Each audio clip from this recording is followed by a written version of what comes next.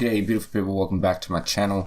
Coming back with another build guide. This is one that I've had for quite a while for Mr. Wukong that I call 84,000 Luftballons, because I don't know, I was very tired and I just thought it would be a good idea. Okay, so don't hassle me too much. Alright, so this is an offlane Wukong build.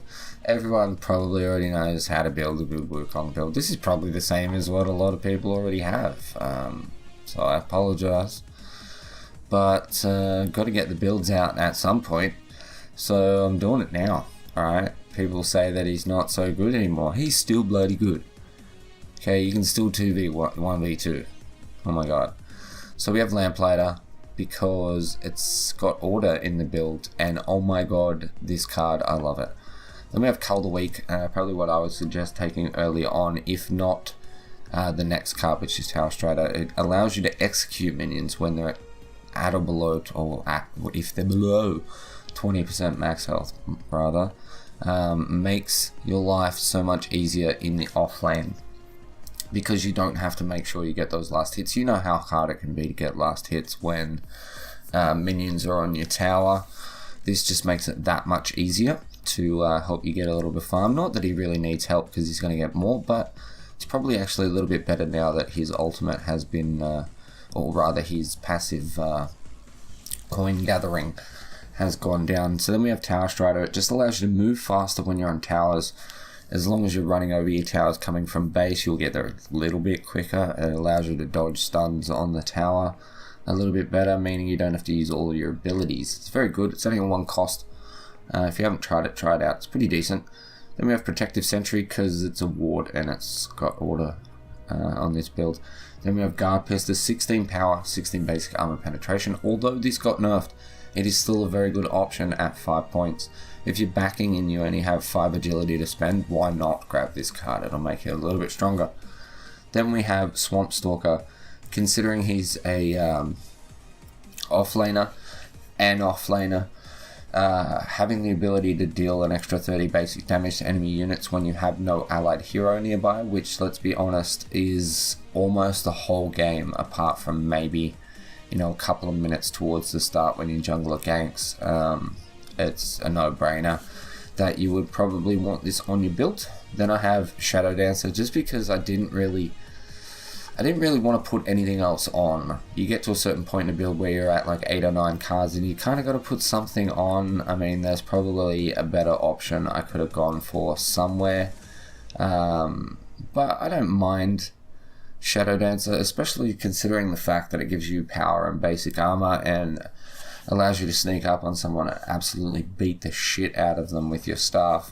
It can be a good option, but I don't normally take it because the intellect cost is just too high, especially considering that we have Awaken the Emmerich, which we would rather go for first. Being able to convert minion waves is just going to allow you, considering you can still delete towers pretty quickly, being able to convert a wave into your own to quickly get on a tower and an inhib or on their core whenever you need to, within 150 seconds of course, is just way too strong.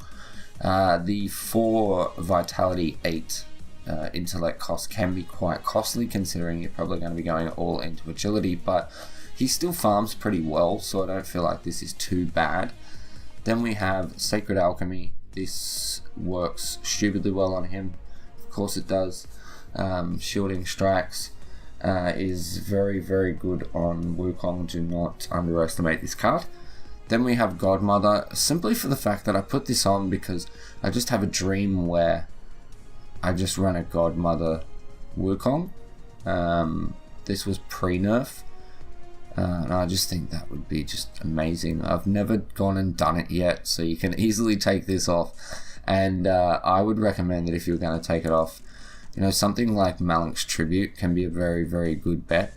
I would actually, considering that it's just in there as a piss take really, I'm going to take Flagbearer. If you've watched any of my videos recently, you know how much I love this card. 29 attack speed is freaking ridiculous. Coupled with 25 basic damage when you're near allied minions.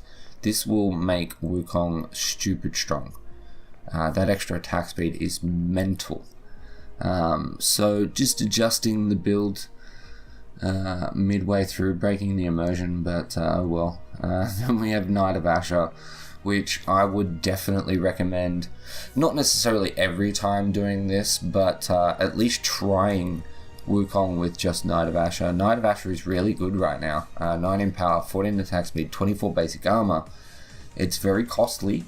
If you were to take Knight of Asher on its own, it's not so bad, obviously, because it's just a 13-point card, and you're getting that extra, that extra 2.5 power, or basic damage rather, per attribute point spent, can make you very, very strong.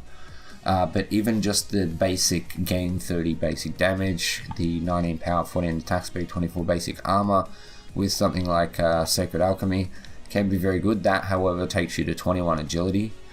But then again, if you're going to go for that, you could easily go for Awaken the Emmerich. But another card that is ridiculously good on Wukong is Vampiric Blade. Just any amount of extra sustain you can get on this guy is brilliant, and Vampiric Blade is dirty for 3 seconds. If you use this at the right time, you can absolutely turn the tide in a fight. You can go from no health to full health in a split second. It's ridiculously strong. So looking at the gems, we'll look at Vitality first, because I have 3 in Vitality. I have Healing Towers because he is an offlaner. Healing Towers is very, very good. Then we have Damage Reduction, reduce basic damage taken by 10%. Then we have Damage Return. Considering you're an offlaner, a lot of the times people are going to go and defend against you. Just remember that if they do shoot you, you'll take tower aggro. Shout out to Freak for teaching me that one. You will cop damage from the tower if you're on it and someone shoots you, because you will return damage towards them, meaning that you're taking aggro. And then we have Lifesteal. We do have 10% lifesteal with Vampiric Blade, but why not make it 20? Because, I mean, what are your other options? Mana Generator, don't really care. And the other option is Multi-Shot, so no. Then we have Piercing Basic. It's just going to make you that much stronger, especially when you're running Knight of Asher. Piercing Basic is, I think, a must-have. The only other option is really Duelist, in my opinion. You could argue Empowered Rounds. Having a guaranteed 100 extra damage every, say, kind of second, because of the fact that he attacks so quickly. Now, it's not going to be a second, really. It's going to be, you know, within 2 seconds, though. Duelist is a very good option, but I feel like Piercing Basic is much, much better. And then we have, I actually took Crit Hits here, simply because although I feel that Relentless Pursuit, which gets rid of the combat penalty when you're basic attacking, so it keeps your movement speed at max all the time, although I think that is ridiculously strong, and it's my favorite, actually my favorite gem in the game, I don't tend to want to team fight too much as Wukong. I like to push and then get the hell out of dodge and go and farm and then push. So Relentless Pursuit I feel like is a little bit of a miss. You could also argue Bounty Stalker, basic attacks, grand attack speed and power for 6 seconds, stacking up to 10 times, but you can delete people in less than 6 seconds. So when I go for Crit Hits, it's only a 15% chance though, so it's very, very low, but he does attack quite quick, so you're having multiple chances to proc that 15%. But just keep in mind that if you are more of a team fight oriented player, you're always rotating over to team fights. Relentless Pursuit is really, really, really, really strong. Okay, and Bounty Stalker is also a very, very good option. But that is the build, guys. 84,000 Luftballons. I like it. Hope that you like it. If you enjoyed the video or the build in any way, shape, or form, smash the like button. Leave me a comment. Let me know what you think. And subscribe for more Paragon content. With that said, thank you so much for watching. I love your face. And I'll catch you in the next one. Peace.